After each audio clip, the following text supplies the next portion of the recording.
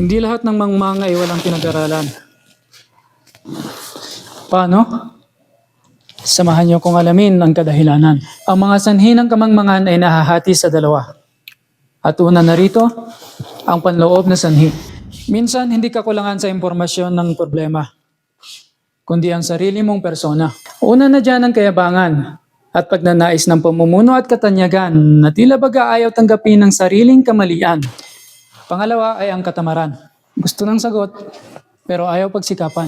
Pangatlo ay ang pagmamaliit sa mga kaalaman at sa mga scholar nito. At ang panghuli ay ang labis na hiya. Ayaw magtanong, kaya nananatiling walang alam. Ikalawang uri ay ang panlabas na sanhi, sapagkat mayroong mga puwersang gusto kang manatiling walang alam. Una ay ang panlilinlang ng mga kaaway ng Islam. Pangalawa ay ang pagpapalaganap ng bid'ah at pamahiin. At ang panghuli ay ang mga pag-aaral o paniniwalang tumatanggi sa mga hindi nakikita at sa layunin ng paglikha. Kaya tandaan, kapag naputol ang Quran at Sunnah, ay madaling palitan ng katotohanan ng kasinungalingan. Kaya tanungin ang sarili, ikaw ba ay naghahanap ng katotohanan o ipinagtatanggol mo lang ang nakasanayan?